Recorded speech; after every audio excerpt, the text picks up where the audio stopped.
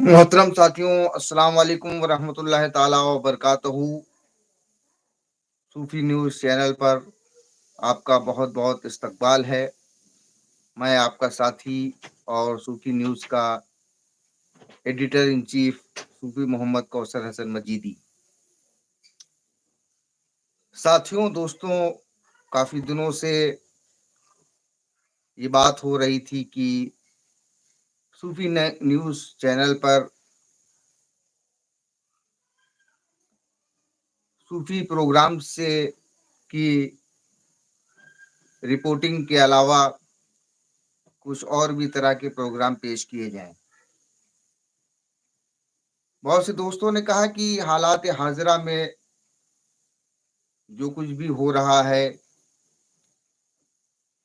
उसके बारे में सूफी समाज को अवेयर करने के लिए कुछ बातें की जाएं। सियासी पस मंजर हो या समाजी पस मंजर, ये हर शख्स को जानने का हक है कि माहौल में क्या चल रहा है, और उसी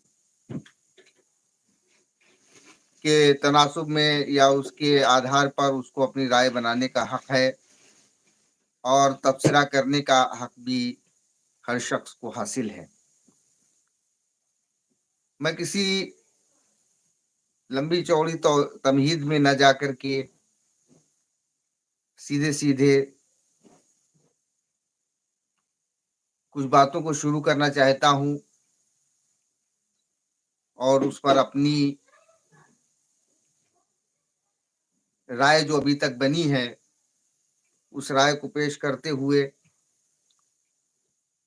आप सभी तक मैं उसको लाना चाहता हूं, ताकि लोग इस चीज को समझें, इस बात को समझें कि उनको इन हालात में क्या करना चाहिए।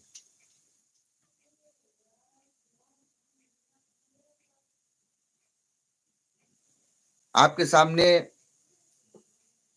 ये जो प्रोग्राम शुरू किया गया है, कोशिश ये की जाएगी कि इंशाअल्लाह तबारक व तआला हर रोज रात 8 बजे किसी न किसी मौजू पर आप तमामी दोस्तों को हालात हाजिरा पर जो भी हो रहा है उस पर रोशनी डाली जाए। गुज़िश्ता दिनों एक मजहबी रहनुमा, जिन्होंने बाद में एक सियासी तंजीम बनाई,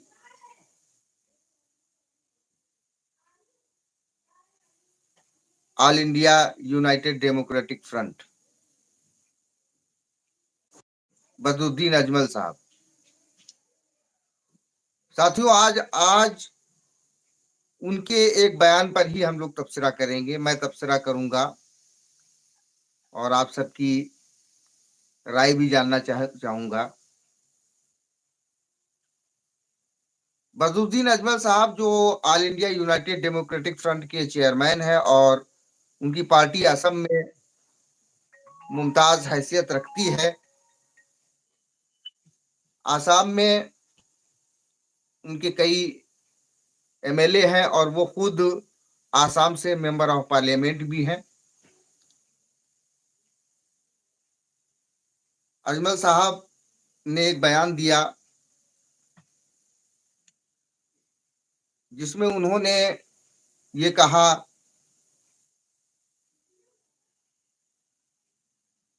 कि 20 जनवरी से लेकर के 25 जनवरी तक आम मुसलमानों को, बल्कि मुसलमानों को कहीं भी सफर करने से परहेज करना चाहिए।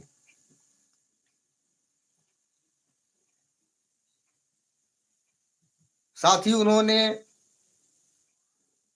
एक सियासी जमात पर कुछ इल्जाम भी आयद किए।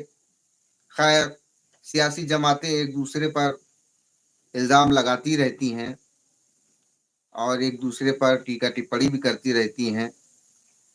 यही हमारे लोकतंत्र की, हमारी डेमोक्रेसी की पहचान है। बदरुद्दीन अजमल साहब ने जो बात कही, उस बात के बारे में मैं ये कहना चाहता हूँ, मेरी जो अपनी ذاتی राय है वो ये है कि बदरुद्दीन अजमल साहब का जो बयान है वो उनकी राजनीतिक हताशा का प्रतीक तो है ही, लेकिन उसमें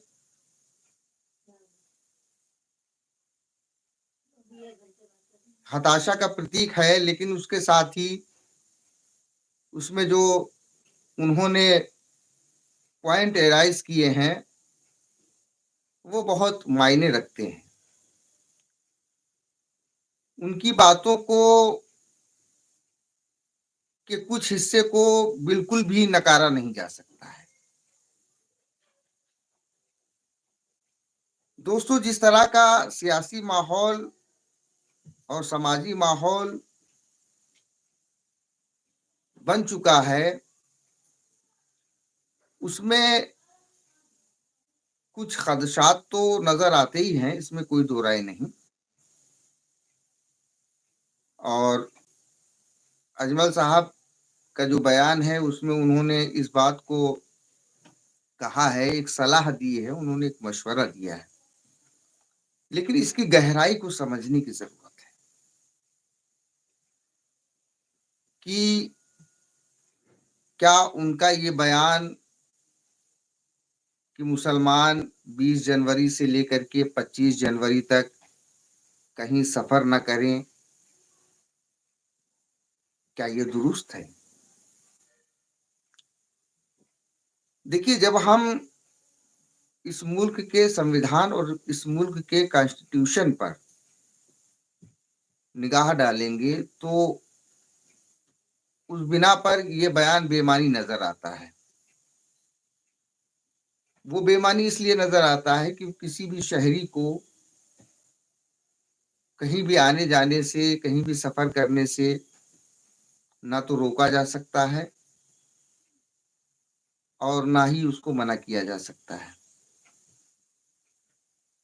लेकिन जब हम समाजी पस मंजर में उसको देखते हैं और सियासी हालात में उसको देखते हैं तो उसकी जो नवैयत नजर आती है, उस सूरत हाल में अगर बात की जाए तो कहीं ना कहीं अजमल साहब का जो बयान है उसमें बड़ी गहराई है। अजमल साहब ने जो ये बात कही कि 20 जनवरी से 25 जनवरी तक मुसलमान सफर न करें, तो अभी कुछ दिनों पहले आपने देखा होगा कि उत्तर प्रदेश में एक जगह पर एक शख्स ने अपने साथियों के जरिए एक ईमेल आईडी बनाई और उस ईमेल आईडी को बनाने के बाद मुसलमान नाम रख करके वो आईडी बनाई और उससे ईमेल किया गया और उस ईमेल में ये कहा गया कि जो धर्म नगरी अयोध्या में मंदिर बन रहा है, इस बिना पर वो उस शख्स को फेक आईडी से धमकी दी गई। उसमें एटीएस के जो चीफ हैं उनका जिक्र किया गया, उत्तर प्रदेश के वजीर आला का जिक्र किया गया और उस शख्स को ये धमकी दी गई। बड़ा उसमें मीडिया चैनल में बड़ी सुर्खी बन गई। जो जिस तरीके का माहौल है, माहौल को देखते हुए देखिए साहब, मुसलमान जो है वो नहीं चाहते हैं कि मंदिर का निर्माण हो। तमाम तरीके की खबरें चलने लगी। एक आध दिन बाद उसकी जांच हुई तो जांच में मालूम हुआ कि नहीं, ऐसी कोई बात नहीं है, बल्कि किसी शख्स ने मुसलमान का नाम रख करके फेक आईडी बना करके इस कारनामे को अंजाम दिया है। पता चला कि वो शख्स जो है वो अपनी सिक्योरिटी चाहता था, यानी अपने रसूख को बढ़ाने के लिए, अपने दबदबे को बढ़ाने के लिए उसको सिक्योरिटी चाहिए थी, और उस शख्स ने उस सिक्योरिटी को हासिल करने के लिए पूरी मुस्लिम कौम को ही दायरे में ला करके खड़ा कर दिया।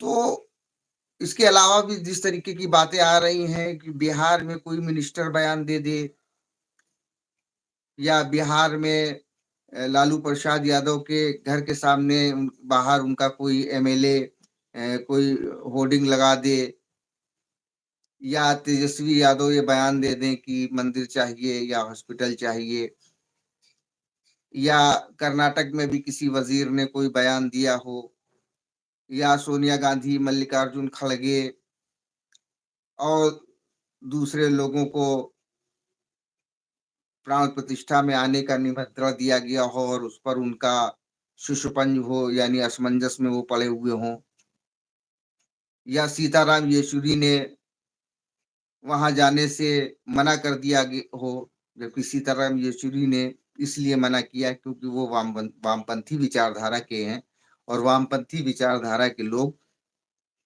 किसी मजहब में कोई फेस नहीं करते। वो उनका जो एजेंडा है वो सर्वहारा समाज का एजेंडा है। वो पूरी दुनिया को दो भागों में डिवाइड करते हैं कि एक मजदूर है और दूसरा मालिक है, और वो आर्थिक समानता की बात करते हैं। उसका उनका एजेंडा, उनका कोई मजहबी एजेंडा नहीं है। कुल मिलाकर के ये जितनी भी चीजें आई, जितनी भी बातें आई, उन बातों के आने के बाद वो सीधे सीधे जोड़ दिया कि मुसलमानों को खुश करने के लिए ये इस तरीके का रद्द अमल इन लीडरान का हो रहा है, जबकि मुसलमानों को इससे क्या लेना देना। भाई मुसलमानों का दावा था कि वो वहां पर बाबरी मस्जिद थी। जब उस पर तनाजा हुआ तो जो सबसे पहले दिसंबर 1949 में तनाजा हुआ, तो मुसलमान उसको अदालत लेकर के गए ना मसले को। उन्होंने कोई झगड़ा तो नहीं किया, आप सन 1949 में ही जाएं। वो उस मसले को लेकर के अदालत गए, अदालत ने उस पर ताला डाल दिया कि नहीं, ना तुम पूजा करोगे ना तुम नमाज पढ़ोगे, ताला पड़ा रहा। 86-87 में ताला खोल दिया गया। कुछ लोग वहां पर पूजा करने का आदेश लिया है, पूजा करने लगे, अदालत के आदेश से पूजा होने लगी। मुसलमानों ने कोई विरोध नहीं किया, वो अदालत में मुकदमा लड़ते रहे कि अदालत जो फैसला देगी वो हम मानेंगे। उसके बाद राजीव गांधी की हुकूमत ने ही ताला खुलवाया, और राजीव गांधी की हुकूमत ने वो ताला खुलने के बाद जो पूजा अर्चना हुई उसका पूरे हिंदुस्तान में उन्होंने दूरदर्शन के जरिए प्रचार प्रसार कराया। उसके बाद उन्होंने अपने वजीर आला उस वक्त के जो भी थे उनके जरिए शिलान्यास कराया, वहां आसपास की जगह को अधिग्रहण करके शिलान्यास कराया, और बाकायदा शिला पूजन हुई, और वहां पर मंदिर का निर्माण करने की बात हुई। तो उस वक्त जो है वो मुसलमानों ने का जो फरीक जो मुकदमा लड़ रहे थे, उन फरीक ने ये कहा कि चूंकि ये आसपास अगर निर्माण होगा तो उस जगह की जहां पर बाबरी मस्जिद वाकई थी वहां की नवैयत बदल जाएगी। तो उन्होंने इसके बारे में एक स्टे जो है वो दाखिल किया, सुप्रीम कोर्ट ने उसको स्टे कर दिया कि भूमि जहां पर जितनी अधिकृत की गई थी उस पर कोई निर्माण नहीं होगा। वो मामला चलता रहा। फिर 1989 में भारतीय जनता पार्टी ने पालनपुर अधिवेशन किया। उस अधिवेशन में इसको एक राजनीतिक मुद्दा बना दिया। जो मुद्दा पहले कांग्रेस ने जिस मुद्दे का राजनीतिकरण किया था, राजीव गांधी ने जिस मुद्दे का को सियासी मुद्दा बनाया था, भारतीय जनता पार्टी ने कांग्रेस से वो मुद्दा छीन लिया। अब उस पर वो सियासत करने लगे। नवासी हुई, नवासी में रथ यात्रा निकली, और उसके बाद जिस तरीके से मजहबी उन्माद फैला चारों तरफ, किसी भी फरीक की जानिब से हो, हम इसकी तह में, इसकी गहराई में नहीं जाना चाहते, लेकिन जो हालात बने 1989 के बाद से जिस तरीके से हिंदू और मुसलमानों के दरमियान कशीदगी आई, उस कशीदगी का सबसे बड़ा मामला वो यही मामला था। इसमें कोई दो राय नहीं, इस बात को सभी जानते हैं कि हिंदुस्तान में जो हिंदू और मुसलमानों के दरमियान कशीदगी बढ़ी, वो इसी मामले से बढ़ी। और ये मामला क्यों आया, इसके बारे में मैं फिर और किसी दिन तबादले ख्याल करूंगा। हो सकता है कि कल या परसों में ही शाहबानो मसले पर मैं आपसे गुफ्तगू करूं। बहरकैफ, तो ये मामला बढ़ता रहा, हत्ता कि 1992 में मस्जिद को गिरा दिया गया। उसके बाद फिर वो सन 2010 में हाई कोर्ट में जजमेंट आया। हाई कोर्ट का जो जजमेंट था, उन्होंने उसके 3 हिस्से किए, जिसमें से एक हिस्सा मुसलमानों को दिया, एक हिस्सा उन्होंने निर्मोही अखाड़े को दिया, और एक हिस्सा जो है वो देवकी नंदन नाम के एक पक्षकार थे, उनकी याचिकाओं को एक्सेप्ट करते हुए एक हिस्सा उनको दिया। इस फैसले से कोई भी फरीक मुत्तफिक नहीं था। वो वहां पर सुप्रीम कोर्ट चले गए। सुप्रीम कोर्ट जाने के बाद उस मामले को सुप्रीम कोर्ट में सुना गया। सुप्रीम कोर्ट ने 9 नवंबर 2019 को ये कहते हुए कि उस जगह पर किसी मंदिर को नहीं तोड़ा गया था, किसी मंदिर को तोड़े बगैर वहां पर कोई मस्जिद बनाई गई थी, और जो मस्जिद गिराई गई वो एक आपराधिक कृत्य था। और उसके बाद जो है वो उस जगह को सुप्रीम कोर्ट ने हिंदू पक्ष के हवाले कर दिया, और मुसलमानों को भी कहा कि उनको जो है 5 एकड़ जगह दे दी जाए, वो अलग से मस्जिद तामीर कर देंगे। खैर, मामला खत्म हो गया, किसी ने कोई एतराज नहीं किया, मुसलमानों ने उसको एक्सेप्ट किया। और वो उसके बाद फिर उन्होंने 5 अगस्त 2020 में वजीर आजम नरेंद्र मोदी ने वहां पर जाकर के जो है वो उसका मतलब जो है वो भूमि पूजन किया कि अब वो मंदिर बनेगा। मंदिर बनने लगा और वो बन करके तैयार हो गया, और 22 जनवरी को उसका उद्घाटन होगा। तो मुसलमानों ने कोई भी इस बारे में एहतजाज नहीं किया। अभी यहाँ तक कि अभी मैं एक टेलीविजन चैनल पर बीजेपी के लीडर शाहनवाज हुसैन को सुन रहा था, तो शाहनवाज हुसैन ने भी कहा कि देखिए, देश के मुसलमानों ने इसको पूरी तरीके से एक्सेप्ट किया इस फैसले को, और कहीं पर एक पत्थर तो छोड़िए, किसी ने इसके विरोध में एक तिनका भी नहीं फेंका।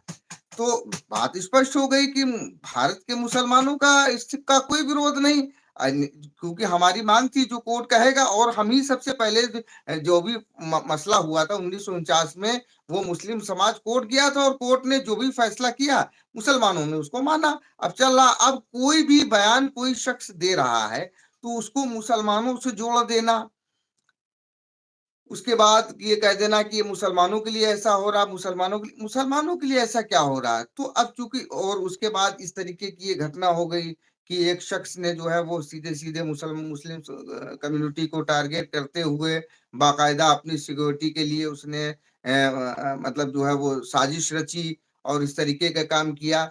तो और जिस तरीके के हालात या ये हालात जो सियासी बने हुए, उसमें भी कहीं ना कहीं मुसलमानों का बड़ा रोल है कि वो थोक के भाव में किसी के साथ भी चले जाते हैं, जो बीजेपी हराओ या फलाना जिताओ या फलाना हिराओ का ये जो नारा देते हैं, मतलब जिस तरीके से ये सियासी रस्साकसी बनी है, तो उसमें कहीं ना कहीं कोई भी मसला हो तो वो जोड़ने की कोशिश कर दी जाती है मुसलमानों को।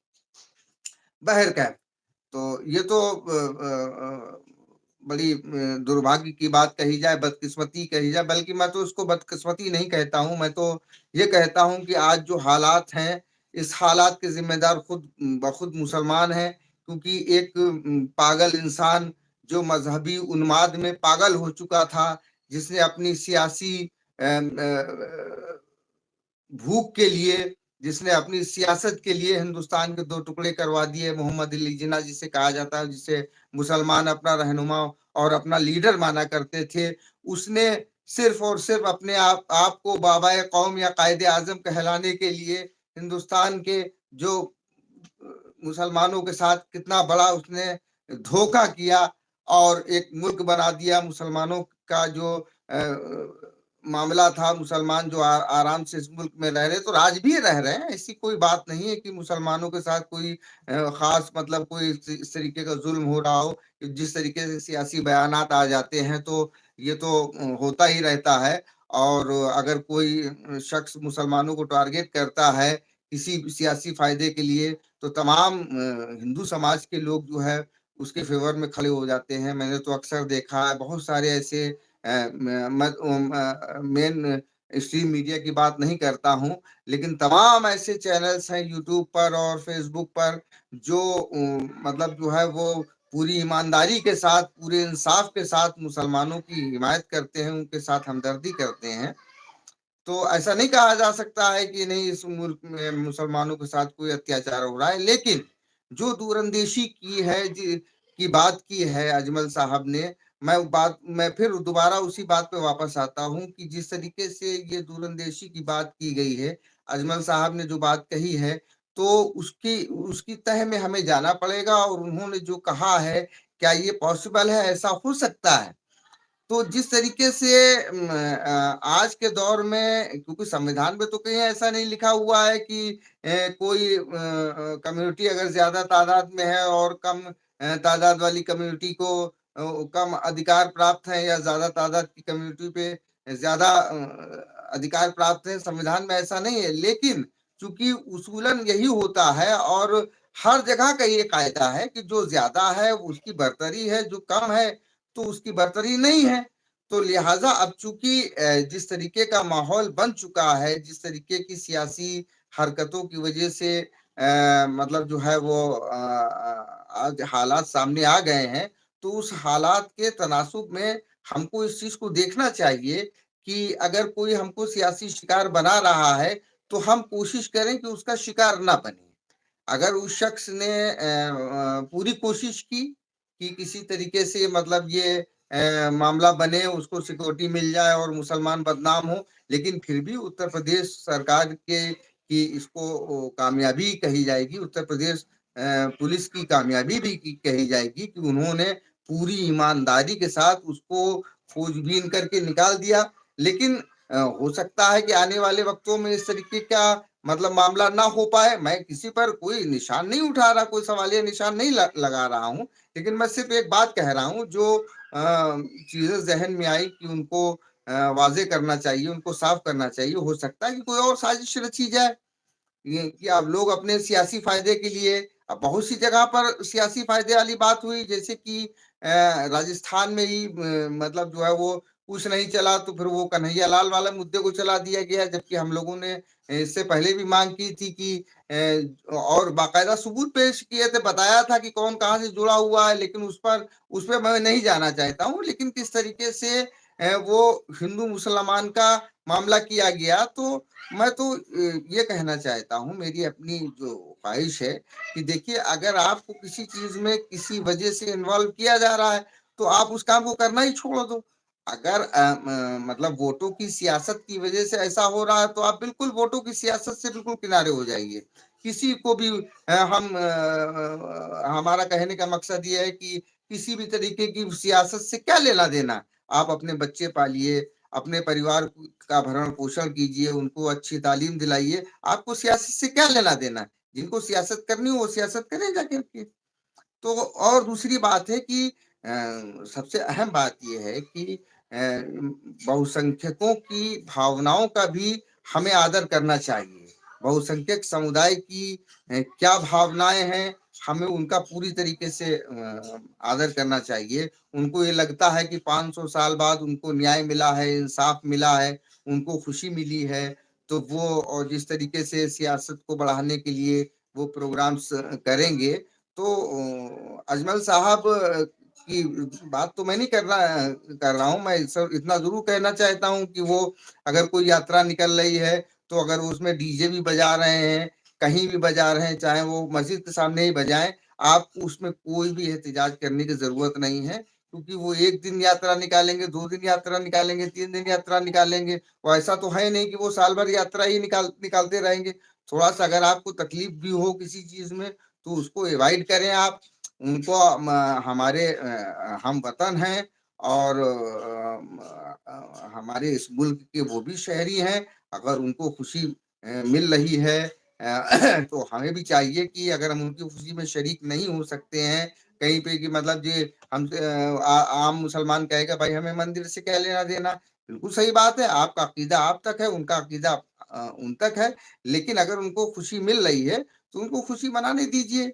और जहाँ तक सफर वाली बात है, बिल्कुल सही बात है कि अगर आप चाहते हैं, वो रेलवे में आपने देखा होगा अक्सर लिखा रहता है कि यात्रीगण अपने सामान की सुरक्षा स्वयं करें।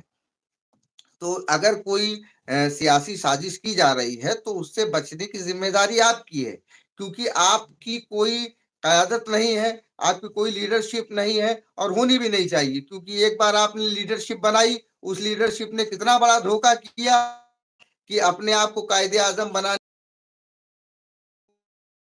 उन्होंने 5 सूबों के एक मुल्क के आपको जो है वो तनहा छोड़ करके चले गए। तो लीडरशिप से आपको कुछ नहीं मिला, सियासत से आपको कुछ नहीं मिला। आप इतिहास को पढ़ें और जो हाल चल रहा है उसमें जिए और मुस्तकबिल की परवाह करें। माजी से सबक लेते हुए हाल में उसको मिला करके मुस्तकबिल के लिए अपनी राह बनाएं, अपने बच्चों को अच्छी तालीम दिलाएं, अपने कारोबार को मजबूत करें।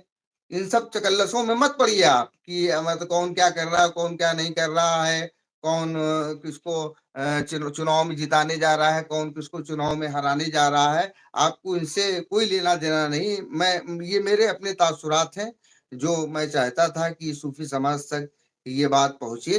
देखिए जो सबसे अहम बात ये है कि हमको जिस तरह से इस मुल्क में इख्तियारात दिए गए हैं अधिकार दिए गए हैं, इसमें कोई दो राय नहीं है कि सरकारी जो भी योजनाएँ आती हैं, उन योजनाओं में बराबर से हिस्सा दिया जाता है। किसी भी स्कूल या किसी भी कॉलेज में अगर आप ने मेरिट पर हैं या क्वालीफ़ाई कर दिया है, तो सिर्फ़ ये कह कर के कि आप मुसलमान हैं, आपको कोई मौका नहीं दिया जाएगा, ऐसा हमारे मुल्क में कहीं भी नहीं होता है। और जो भी छुट-पुट मामले होते हैं, तो उस पर हम लोगों को भी चाहिए कि उस पर सब्र और तहम्मुल अख्तियार करें और इस तरीके की अगर चीज़ें हो रही हैं, तो उसको अवॉइड करें। मैं एक बार फिर कह रहा हूँ कि बहुसंख्यक समाज की भावनाओं का आदर करना चाहिए हमको और हम भी अपने जो मतलब कम्युनिटी में हमारे जो बहुसंख्यक भाई हैं, हम उनकी भावनाओं का आदर करें। अगर हम उनको कहते हैं बड़े भाई हमारे हैं, तो उनको बड़े भाई का दर्जा दें। हम छोटे भाई हैं, हम छोटे भाई बने रहें। कभी-कभी बड़ा भाई कुछ ज़्यादती कर देता है, तो छोटे भाई का ये फ़र्ज़ बन जाता है कि उसको अवॉइड करे, ना कि उससे लड़ने-झगड़ने बैठे।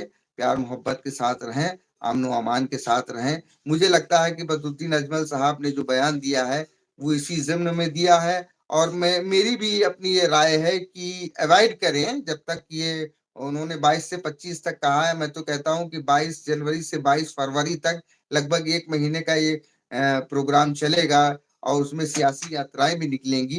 तो मेरी अपील है कि अवॉइड करें कि मतलब जो है वो कहीं ना जाएँ क्योंकि वो तमाम देखिए समाज में हर तरह के लोग होते हैं, जो अपने आपके सामने एक नज़ीर है कि एक शख्स ने अपने ज़ाती मफ़ाद के लिए मुसलमानों को बदनाम करने के लिए फ़ेक आईडी ईमेल आईडी बना कर के ईमेल किया था, अपने ज़ाती मफ़ाद के लिए। लेकिन सराहनीय है उत्तर प्रदेश सरकार और उत्तर प्रदेश की पुलिस जिसने साजिश को बेनकाब किया। वो चाहते तो उसको दबा सकते थे अगर उसमें कोई सियासी उनका कोई मसला हो तो, लेकिन ये ईमानदारी की बात है और इसको आपको समझना चाहिए।